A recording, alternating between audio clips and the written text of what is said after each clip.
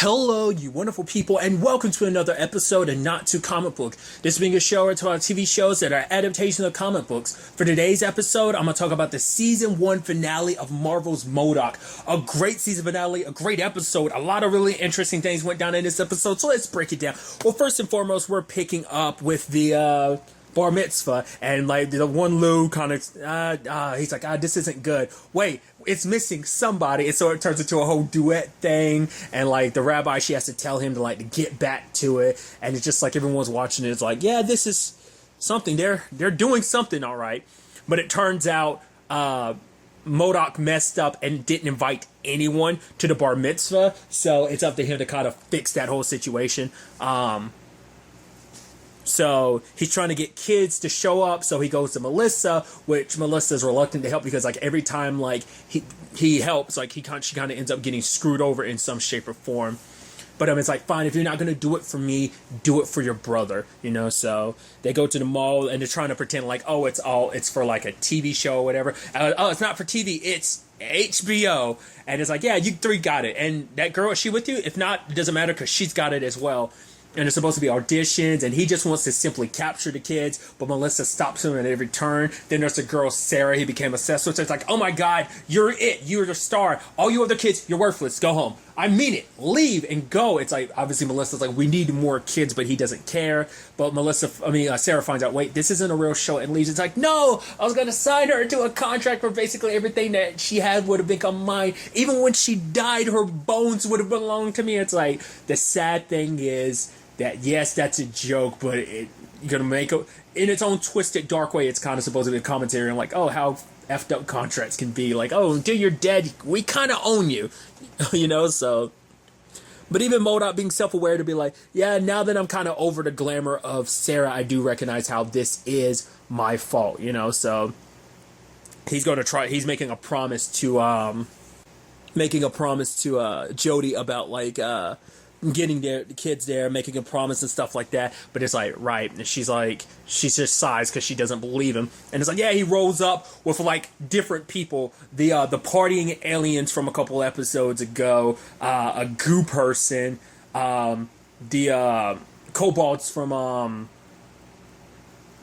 Asgard, as well as his supervillain buddies. And it's like, yeah, I told you I'd invite a whole bunch of creatures, and home dude's Angar's like, hey, we're people. He's like, not to me. I was like, don't talk about your other buddies like that. I guess because your best friend Melter isn't there, so. But the party is kind of going crazy, and it's just like the things in their shells that the party people to death are like, oh, just let us. It's like, do not, or they will sex you to death. The fact of the matter is, the kobolds ended up eating. It's like, oh, this food is great. No, you're not eating what was served. You're actually eating a server. But to be fair, it actually kind of works out for us because we actually don't have to pay him in the long run. But Lou isn't enjoying it as much as he wants to. And obviously, right, because M.O.D.O.K.S had brought up early in the episode of Jody, what the rabbi had brought up of the effect the divorce is having on Lou and stuff like that. And the fact is, he's acting the way he is in a means to push people away in kind of a form of isolating himself because of everything. And she's like, why didn't you tell me anything, about this beforehand? And it's kind of like, yeah, you were there. He's like, actually, no, you weren't. There was a vase that was hell, but that's a compliment because that vase was fine as hell. Also, I meant to bring it up because I was thinking about it before I started recording. The whole Melissa's phone, it's right, it adds googly eyes to people in videos, but also it turns people into puppets. And it looks like they just basically superimposed Patton Oswalt's face on M.O.D.O.K.S for that one shot. I think that's what that was. And it's like, oh my God. Once again, I like inside jokes like that. It's just little bits like that. They're inside jokes. They last with me the longest. I don't know. The one I always go back to, years later, I still latch onto it. Oh, it's a Futurama bit when they run into someone they think is Bender. Oh, my name's not Bender. My name is Billy West. And then Fry is like, that's a stupid name. The inside joke being Billy West is the name of Fry's voice actor. It's an inside joke. It's not the funniest thing in the world, but I will always hold on to that Futurama joke. I don't know why. I like inside jokes like that. I'm stupid. Moving on. Regardless. The fact is, we end up getting the reveal that Lou actually brings up the fact is that well, first and foremost, you had Angar trying to sing, but M.O.D.O.K. nipped that in the bud. You also had M.O.D.O.K. trying to get more people there, trying to hire hookers for a 13-year-old. The people nearby are like, and it's like, oh, well, the madam was like, yeah, we're basically out of business because the gigolos have been too damn successful. And so it's like, yeah, I'm sorry, I couldn't get the prostitutes for her son. And Jody's like, I'm just going to pretend like I didn't hear that. And went over to Lou, and it's like, hey, I'm sorry about it. It's like, nah, it's just like, it's like you spent so much time talking to other people. We wanted you to spend time with us. Like, will you dance? Like, we want to dance with you. Jody's like, oh, you want to dance? It's like, no, not with you and Dad. She's like, well, I'm the one that gave birth to you, little ungrateful shit. But it's like, oh, wait, you want to dance with me? It's like, yeah, you're the, this is about us becoming men, and like, you're the men that we look up to and respect the most. So, will you dance with me to manhood? I want to dance to manhood too, So he's dancing with both Lou's, and Melissa's kind of getting drunk off that array. And I love that dude. Like, hey, you're Melissa. Like, you're really good ice skating. She's like, what are you, one of those ice perfs? And he's like, no, I would never stalk a woman. And then she slams him. He's like, okay, just, except for that situation with the Wasp. Bam. Okay. And She-Hulk. Bam. Okay. And She-Thing. But I swear that was it. Bam. Okay. There was also the thing with Storm. I love that. But it's like, your dad, he showed us those videos. It's like, wait, he did? It's like, yeah. Because for her, she felt unloved, unnoticed, because all he focused on is like, oh yeah, what kind of effect the divorce is having on Lou? It's like, yeah, he's the only one being affected. It's like, oh yeah, the cool mailman of ours too. And she's just like, ugh. But now it's like, wait, Dad does love me. He showcases me to his friends and everything. So both Lou's are doing their thing. Camilla shows up, and it's like, hey, it's like, wait, you actually have a friend, and it's like, yeah, you were just waiting for her to show up. So that was pretty dope. He's not pushing as many people away, so that was kind of pretty dope. He's dancing with Jody. It's like, where do we stand? And for her, it's like, well, I did have to watch you have sex with a robot. He's like, and it made you jealous, and then also watch you eat a whole bunch of cold cuts during sex, and it made you jealous. But for her, it's like, it's like he wants things to kind of be back the way they were, but for her, I don't want that. He's like, oh, but okay, could we have something new? But also kind of go back to the way we were? She's like, do you want that? He's like, no, because obviously that was when you were unhappy. You were unhappy, so he wants to make this the best thing possible. It's like, for now, they can kind of enjoy, the casualty of everything, but it's like they're not really, like, solidified on where they stand in the grand scheme of things. And I was surprised, all right, the sex dudes ended up getting cut free because the Adaptoid ended up freeing them, because like, oh, they were going to compliment me, and they're like, your body. He's like, yes, is a shape. He's like, yeah, I kind of screwed up here, guys. And so before they could do their thing, they get squished. I was like, okay. And it ends up being, you're probably wondering how I'm still alive. Everyone was like, robot. He's like, lucky guess. So for him, he's going to get revenge. But despite everything, M.O.D.O.K.'s doing everything he can to save. Well, his pals try to step in, but they got frozen. And then, like, he tries to fight back. It's like he's trying to protect his family. It's like, yeah, look at M.O.D.O.K. having, his family moment. And in that moment, he activates the crystal in the other M.O.D.O.K.'s head, and it ends up freezing time for everyone just as they're about to get hit by some rockets. And so it's the whole thing back and forth. Like, wait, did you wink? No. Wait, were you too busy winking while you couldn't see me not winking? It's like, here, I'm putting on my honest face. You can trust me and everything. But it's like, basically, he wants to show M.O.D.O.K. what the future holds. I was wondering, like, is this like I said, an Avengers timeline thing? Not really, because he's an anomaly. He's a paradox. Well, he's not a paradox. He's a straight up just, because there is a difference between a paradox and an anomaly. I think a paradox can be an anomaly, but an anomaly isn't exclusively a paradox. I think that's how that works. But essentially, what ended up being the case is that basically he got, his timeline no longer existed because all that got erased, and so he ended up in the timeline. That's why, like, our M.O.D.O.K. didn't disappear, because his timeline stayed the same, while this alternate timeline that the young M.O.D.O.K. is from no longer exists. So he went traveling through time, seeing older M.O.D.O.K.'s future and just like how everything works out. So it's like his future doesn't work out like it's like time and time again. It's like, yeah, your plans to take over the world kind of fail, and let's run through it. And Iron Man kills you, and Cap kills you,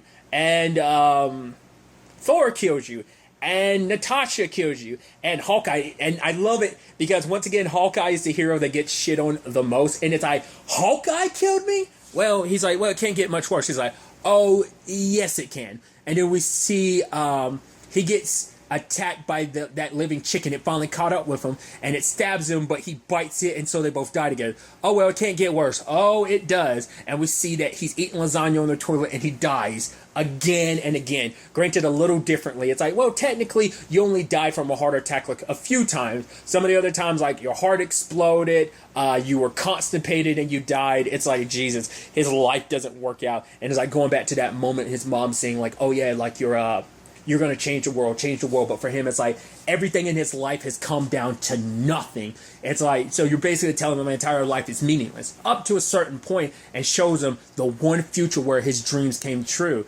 And that future is actually, I thought your family was a weakness, but in actuality, they're your strength, because their death is what motivated you. Them dying, them loving you, and you being in love with them, and them dying is what motivated you to become the top tier villain, where you basically defeat the Avengers and take over everything.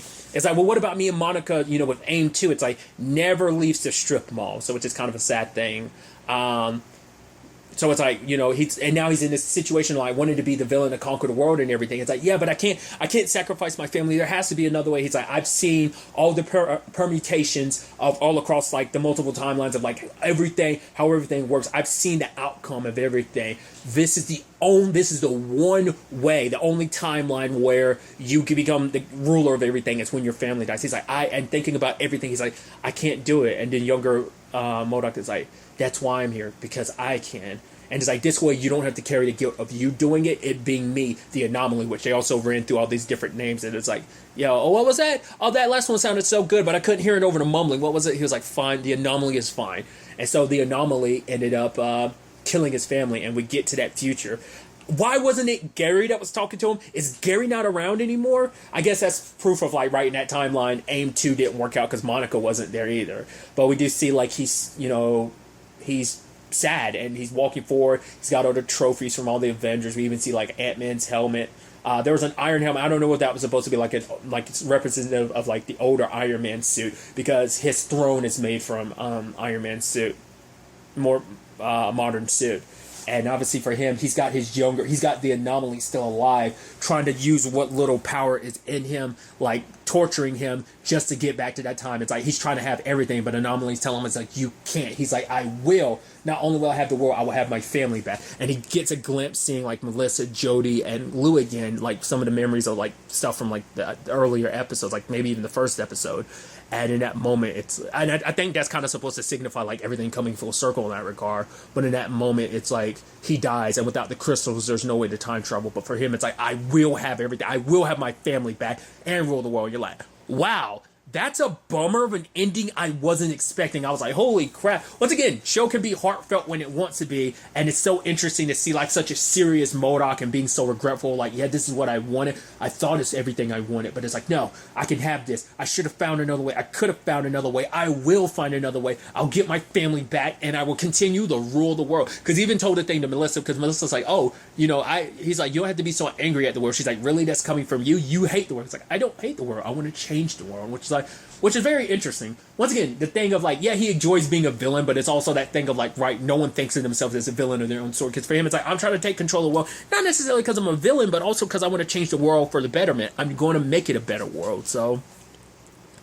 interesting development. What I also think it's fascinating is obviously it leaves open some interesting threads, because the Hexus, the living corporation, they haven't like they must have tried their shot at M.O.D.O.K. in this world, and he must have trounced them. So maybe at the beginning of potentially a season 2, you could get him basically rewinding it up to that point and saving his family. Like that might end up being an issue for the space-time continuum. I don't know what that will do in the long run. It's going to be interesting. Like, hopefully we get some time to spend some time in this universe where he's top dog and he's running everything. Maybe not. Because I'd love to know, like, what's like, how far in the future is this? Is this pretty soon after? What happened to his other villain pals? Are they ruling with him, or is he, like, ruling everything and everybody? All villains, heroes are dead, all the villains are under him or just kind of scattered to win, like stuff like that. He came out on top, and it cost him a price. He's been working so hard to get here, and yeah, he stumbled along the way, and he had lost some stuff along the way, but now this is the greatest loss ever, because at the very least, when he was losing before divorce and everything, it's like, right, at least Jody, Lou, and Melissa were in the world. They're dead, so interesting developments. Interesting too, considering like, well, he was borderline dead last episode. Well, he's been borderline dead twice, because, well, Monica killed him, and then also like his younger version, well, the robot, as we find out, ended up killing him in episode 8. So just a lot of interesting things to kind of consider. I wonder, would that be something that would be dealt with immediately at the beginning of the season, or would that be the entire seasonal arc? I can see them kind of knocking that out of the way at the beginning, but like, would this M.O.D.O.K. still exist? It's also that complicated thing of time travel, because this M.O.D.O.K. would probably end up disappearing, and the only one that would be left is like, he'll pass on the message of like, right, love your family, try to find a way to have it all, and this M.O.D.O.K. disappears as he tries to keep his family and do it all, especially because he's in a better place with his family in that particular moment in time. At the time of me recording this, that being May 23rd, there has not been an official renewal for M.O.D.O.K. for season 2, but the creators of the show already have plans for season 2 just in case, so I'd love to see where that goes. M.O.D.O.K.'s going to be in that interesting position, especially at Hulu, because obviously, like, there was a long list of like animated stuff like the Howard the Duck show, obviously Hellstrom, which got its 1 season but was canceled. Whether it's just because they didn't want to bring it back for a second season, reviews, not enough viewership, whatever the case may be. There was also going to be the Ghost Rider thing on Hulu, but that got pulled. So a lot of the Hulu content obviously got pulled on the rug. Obviously, like, even Marvel's Runaways getting canceled, but even all these other like Hulu plans they had, that's kind of gone now. I think this is the only Marvel thing on Hulu still left currently. So I could definitely see them doing it if there is enough success and big enough reception behind it. I could see them definitely renew it for a second season. This could be like where they kind of, because I think that was also another aim too, like to make this their more darker material, very similar to like their kind of version of like the Marvel Netflix stuff. Sadly, just we haven't obviously didn't get as much as like the Marvel Netflix stuff lasted, but